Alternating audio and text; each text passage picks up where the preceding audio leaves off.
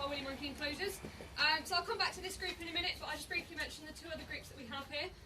So if you've come in the entrance, if you've taken kind of a right-hand turn just across the picnic benches just over there, we have what's known as Chippy's group.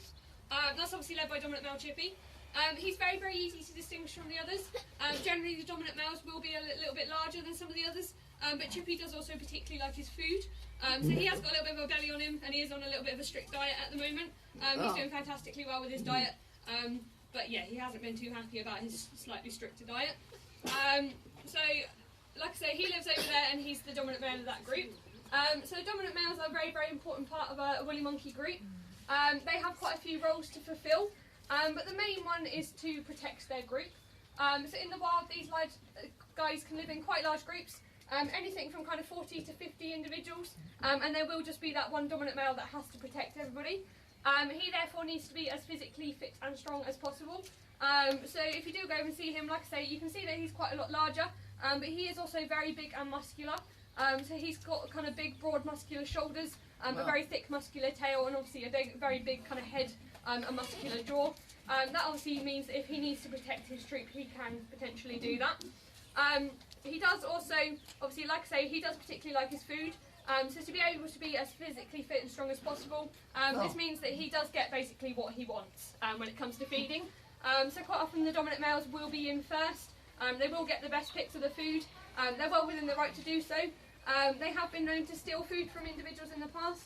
So if another individual has a piece of food that they like, they can kind of just whip it out their hands. Or if the food has made it as far as the mouth, they will literally reach inside and grab it out. Like I say, being dominant males, they are well within their right to do so. Another role that is very important for those guys is they do have to get involved in the disciplining of the group. So most of the groups, we've got quite a few kind of youngsters. So we've got a few cheeky babies, and obviously they love nothing more than to play, basically. And play is obviously a very, very important part of growing up. It's how they learn to interact with each other and also their surroundings.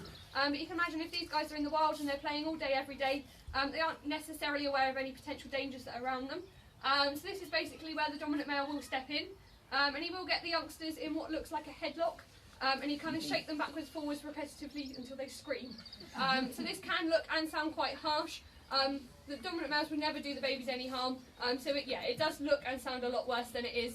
But it is basically the dominant male's way of saying, look guys, we need to calm down now, and putting them back in line. So it doesn't just happen to the youngsters. If any of the others step out of line, he will do the same thing to them. But yeah, it's usually the youngsters because they kind of push it a little bit too far. So yeah, he just tells them when it's time to calm down, really. Again, obviously the dominant males in the groups will kind of have obviously the breeding rights. So that's not to say in very large groups in the wilds that other obviously males could not father the babies, but they would have to be very, very sneaky about it, otherwise obviously to endure the wrath of the dominant male. So usually they will father the babies. Obviously that's not a problem here at the park. We do generally only have the one dominant male for the group, so he will be the baby's father.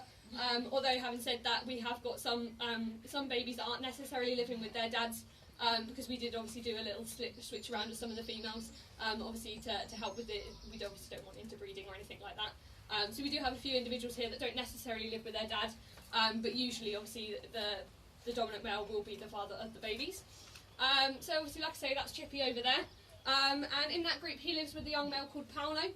So Paolo is a very, very cheeky, mischievous individual. So if you haven't been to see him yet, I strongly suggest you do before the end of the day. As you go over there, he may be doing what we call a dominance display. And this is, if he's outside, he might be kind of banging on the outside mesh, kind of making it rattle. If he's inside, he might be kind of throwing all the cargo net, the hosing, all the buckets, everything around.